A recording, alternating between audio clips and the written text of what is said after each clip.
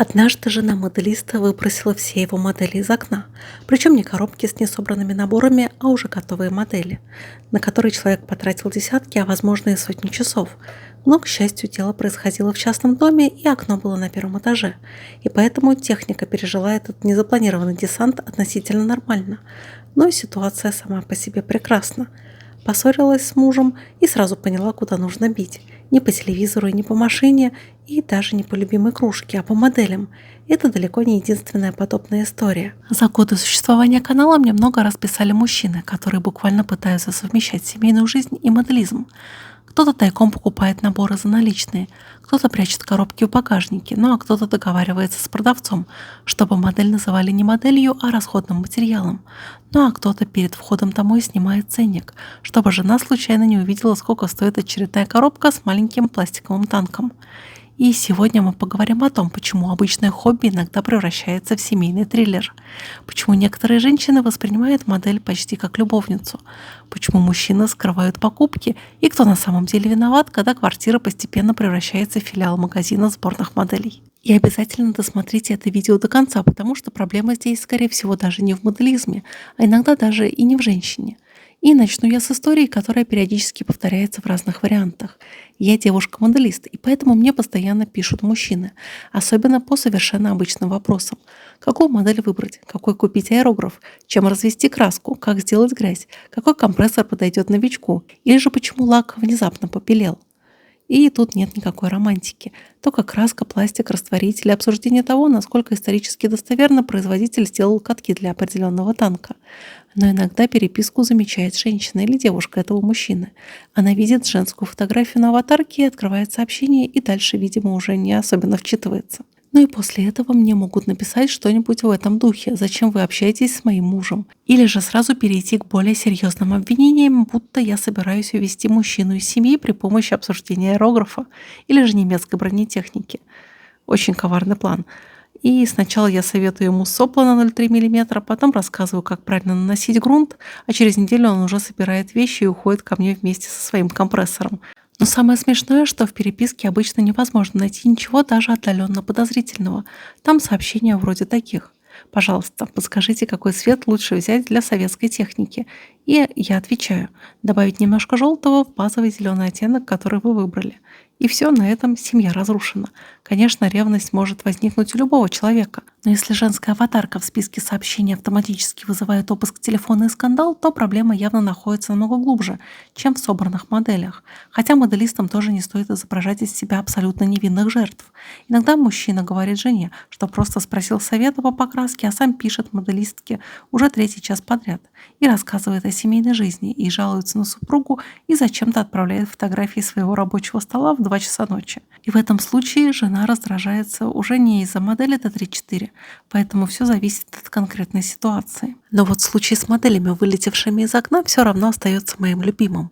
Мужчина написал мне после семейной ссоры, а его жена решила отомстить и начала выбрасывать готовые модели на улицу. Видимо, она прекрасно понимала, что для него именно важно. И здесь всегда меня удивляет одна вещь. Допустим, вас раздражает увлечение мужа, оно занимает место и на него уходят деньги. Иногда на столе пахнет краской, а по квартире мистическим образом повсюду появляются маленькие обрезки ледников. И это действительно может доставлять неудобства. Но зачем же уничтожать чужую работу? Готовая модель — это не просто кусок пластика за несколько тысяч рублей. Человек мог ее собирать месяцами, исправлять ошибки свои и производителя, также поклевать стыки, восстанавливать мелкие детали, красить, наносить декали и делать много других манипуляций. И выбрасывая такую модель, вы уничтожаете не только вещь, вы уничтожаете время человека. И даже если вы поссорились, даже если он вас разозлил, даже если он опять оставил аэрограф в раковине, выбрасывать модель из окна — это уже не просто спор о хобби. Это обычное желание сделать другому человеку как можно больнее. Хотя существует и обратная крайность. Моделисты занимают моделями всю квартиру, коробки лежат на шкафах, под кроватью и на кухне. А на семейные расходы денег постоянно не хватает, но почему-то на редкий набор из Японии деньги находятся. И в выходные он обещал провести время с ребенком, однако уже 6-й час сам приклеивает траки в одиночестве. И после этого искренне удивляется, почему же жена не поддерживает мое хобби. Возможно, потому что хобби перестало быть хобби и начало управлять всей семьей. Поэтому давайте честно, моделизм сам по себе не делает мужчину идеальным мужем. Можно уметь собирать сложнейшие наборы и не уметь вынести мусор. Можно идеально настроить компрессор и 3 месяца не прикрутить дверцу к шкафу. Можно часами изучать устройство подвески танка и при этом утверждать, что кран на кухне очень сложный и лучше вызвать мастера. Ну а хотя в нормальной ситуации моделизм действительно дает полезные навыки. Моделист умеет работать руками, разбираться в инструкциях, читать инструкции, искать информацию и спокойно решать мелкие технические проблемы. Человек, который научился разбирать аэрограф, подключать компрессор, паять подвеску и восстанавливать сломанные детали, скорее всего, сможет и освоить и многие другие бытовые задачи. Особенно если очень убедительно напомнить ему, что починенная полка освободит место еще и для 2 моделей. Ну и кроме того, моделизм – это достаточно спокойное и домашнее увлечение. Мужчина не исчезает на 3 дня на рыбалке, он не уезжает каждую неделю играть в страйкбол и не проводит вечера в баре, а также не проигрывает семейный бюджет в казино. Он сидит дома, смотрит сериал и красит маленький танк. Казалось бы, мечта. Вы можете находиться рядом, смотреть один фильм, разговаривать, заниматься своими делами. Один может собирать модель, ну а второй читает, вяжет или что-то делает, а также смотрит сериал или работает за ноутбуком. Особенно это удобно в стране, где хорошая погода длится примерно 3,5 месяца, а все остальное время хочется либо сидеть дома, либо немедленно вернуться домой. Но у супруг многих моделистов есть 2 абсолютно понятных вопроса. И первый, где это все хранить и сколько все это стоит. И с местом действительно непросто. Сначала человек покупает одну модель, потом вторую, затем появляется небольшая полочка, потом отдельный шкаф, потом выясняется, что шкаф нужен со стеклянными дверцами, подсветкой и также защитой от пыли. Но через некоторое время родственники приезжают в гости и обнаруживают, что у танков уже больше жилой площади, чем у самих жильцов. Поэтому моделисту лучше заранее подготовиться и договориться, какое пространство принадлежит ему для хобби. Один шкаф, одна комната, один рабочий стол или хотя бы определенная часть квартиры. Потому что фраза «я аккуратно поставлю коробки в углу» обычно обозначает, что через год этот угол будет иметь собственную инфраструктуру и население. Но вопрос с деньгами еще интереснее. Один продавец из оффлайн-магазина рассказывал мне, что некоторые мужчины принципиально расплачиваются только наличными деньгами. И это не потому, что магазин не принимает карты. Они просто не хотят, чтобы покупка появилась в истории интернет-банка. Так что представьте этот уровень конспирации. Мужчина снимает деньги в банкомате, заходит в магазин, покупает модель и прячет ее в непрозрачный пакет. Дома ждет, пока жена уйдет в ванну, и только после этого заносит коробку в комнату. Некоторые, наверное, так шпионов через границу не переводят, как эти моделисты проводят домой новые наборы. Но затем коробка прячется среди старых коробок. Расчет простой. Жена все равно не помнит, сколько их было. Было 47, стало 48 и визуально почти никакой разницы. А вот если новая модель все-таки обнаружена, используется древняя фраза. Да, она у меня просто давно тут лежит. Эта фраза передается среди моделистов из поколения в поколение. Но тайные покупки – это плохой признак, даже если жена действительно слишком строго контролирует каждую потраченную 1000 рублей. Постоянная ложь проблему не решает. Тогда один человек тайком покупает модели, а другой тайком проверяет его банковские операции. Вопрос уже не в цене набора. Это вопрос в отношениях. Просто нет нормальной договоренности о деньгах. И лучшее решение здесь очень скучное, зато рабочее. У каждого человека должна быть заранее согласованная сумма, которую он может потратить на себя без отчетов и допросов. Мужчина может купить модель, и он покупает модель. Женщина хочет купить косметику или одежду, а также материалы для своего хобби или что-нибудь еще. Это ее выбор, и для нее тоже есть своя определенная сумма. Главное, чтобы обязательные семейные расходы были закрыты, а личное увлечение одного человека не оплачивалось за счет потребностей другого. Потому что аргумент «моделизм заставляет мужчину больше зарабатывать» звучит, конечно, красиво, но работает это не всегда. И здесь вспоминается старый анекдот. «Папа, а если водка подорожает, ты будешь меньше пить?» «Нет, сынок, ты просто будешь меньше есть». И с моделями иногда происходит примерно то же самое.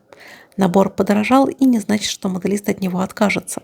Возможно, просто семья временно перейдет на гречку. Поэтому поддержка хобби не означает, что женщина обязана радостно принимать любые покупки, а мужчина не должен использовать слово «творчество» и «саморазвитие», чтобы объяснить, зачем ему понадобилась 4-я коробка одной и той же машины в одном и том же масштабе. Хотя он обязательно объяснит, что это разные модификации и будет технически прав. Но если бюджет и место согласованы, моделизм действительно может стать отличным семейным хобби. Ведь можно вместе ходить на выставки, можно выбирать модели, можно обсуждать, какую технику собрать следующей. Иногда супруги даже не обязательно самой увлекаться моделизмом. Достаточно просто уважать то, что важно другому человеку. И к тому же с моделистом практически исчезает вечный вопрос, что же подарить ему на день рождения, Новый год или же на 23 февраля. У любого моделиста существует список желаемого. Иногда он официальный и записан в телефоне, иногда секретный, хранящийся у него в голове и состоящий примерно из 200 пунктов. Можно подарить инструмент, аэрограф, компрессор, краску или хорошую лампу, или модель, которую он давно хотел, но не решался купить. Особенно запоминающимся подарком станет большая дорогая коробка, которую человек сам себе постоянно откладывал. Да, она займет половину полки и, возможно, потребует перестановку мебели, зато потом он годами будет рассказывать каждому гостю, а эту модель мне подарила моя любимая жена. И это будет намного действительно приятнее, чем очередной случайный подарок, который через месяц окажется в дальнем ящике. Но здесь лучше сначала тоже заглянуть в список желаемого, потому что купить моделисту случайный танк – это примерно как подарить женщине случайные духи, ориентируясь только на цвет коробки. Вы можете выбрать очередную дорогую красивую модель, а потом услышать: «Спасибо, конечно, но я собираю только авиацию и только в 72-м масштабе». И в итоге тут главный вывод довольно простой. Если женщина выбрасывает модели из окна и проверяет каждое сообщение и устраивает допрос из-за покупки баночки краски, то проблема тут не в моделизме.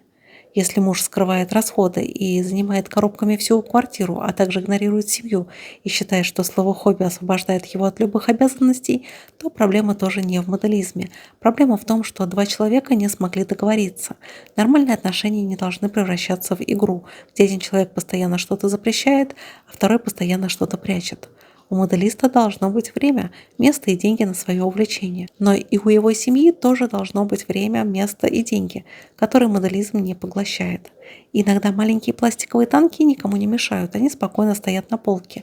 Мужчина занимается любимым делом, женщина не проверяет багажник в поисках новой коробки, а модели покидают квартиру только одним способом, когда их несут, например, на выставку. Но теперь рассказывайте в комментариях, приходилось ли вам скрывать покупки модели от жены или девушки, использовали ли вы легендарную фразу, что «она у меня уже давно», ссорились ли вы из-за коробок, денег или занятого места, и самое главное, выбрасывал ли кто-нибудь вашу модель.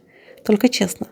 Возможно, после ваших историй придется мне сделать еще одну часть такого видео. Авиация также появилась в моей игре Panzer Shrek. Переходи по ссылочке в описании и попробуй.